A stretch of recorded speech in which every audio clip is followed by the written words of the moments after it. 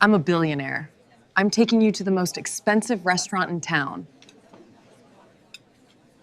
Had learned to expect little from life surprises. Her co-workers at the accounting firm had insisted on setting her up with someone special, and against her better judgment, she had agreed. What Sarah didn't know was that this was meant to be a cruel joke. Her younger colleagues had conspired to teach the quiet, unassuming woman a lesson for turning down their invitation to happy hour one too many times. They had created a fake dating profile and arranged this meeting, planning to watch from across the room as she sat alone, humiliated. Sarah spotted her table and took her seat. The restaurant glowed with warm amber light from the chandeliers above.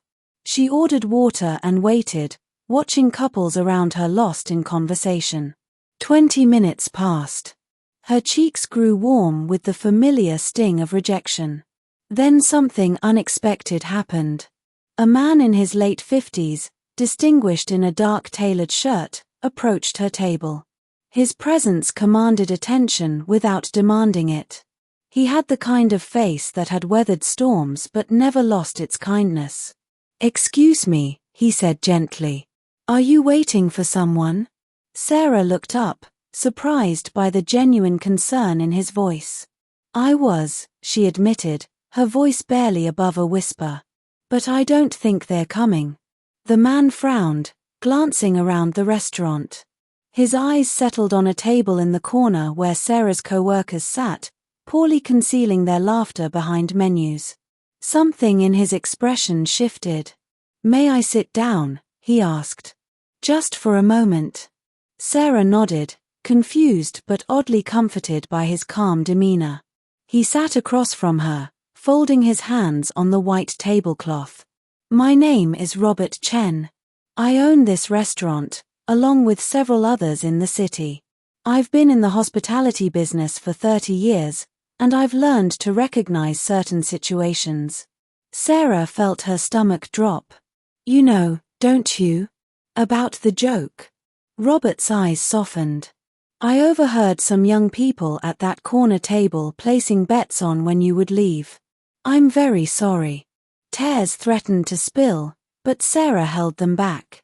She had cried enough in her life after her divorce, after raising 2 children alone, after being overlooked and underestimated countless times. She wouldn't cry here. "Why are you telling me this?" she asked. Robert leaned forward slightly. "Because I want you to know something important.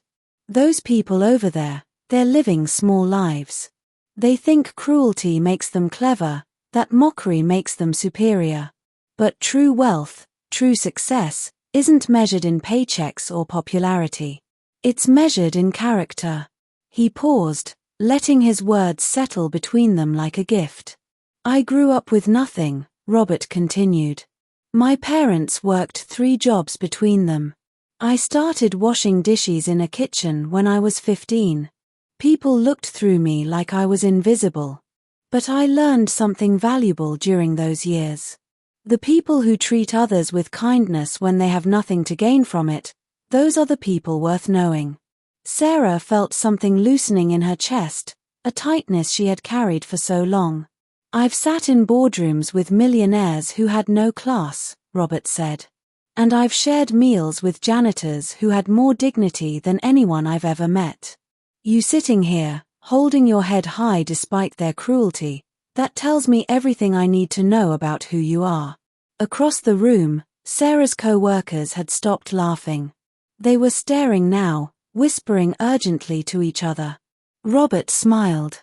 "Would you allow me to buy you dinner?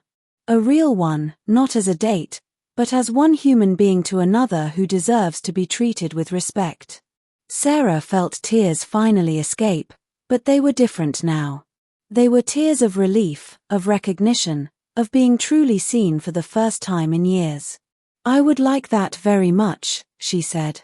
That evening, Sarah and Robert talked for 3 hours.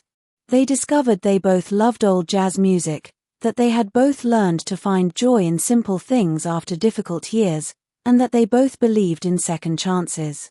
When Sarah finally stood to leave, Robert handed her his card. If you ever need anything, please call. And Sarah, remember this. Never let small people make you feel small. You're worth so much more than their limited imagination can comprehend. As Sarah walked past her co-worker's table, she didn't say a word. She didn't need to. Her dignity spoke louder than any confrontation ever could. The next morning, those same co-workers found pink slips on their desks. Robert had made some calls. Not out of revenge, but out of principle. Some lessons, he believed, needed to be learned. Sarah framed Robert's card and kept it on her desk. They became good friends, meeting monthly for coffee. And sometimes, when life felt heavy, she would remember that evening in the restaurant when a stranger reminded her of a truth she had forgotten. Kindness recognizes kindness, and real value has nothing to do with what others think of you.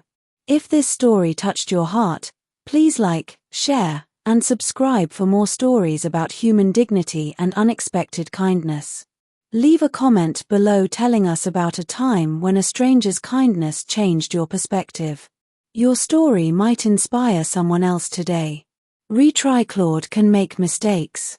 Please double-check responses.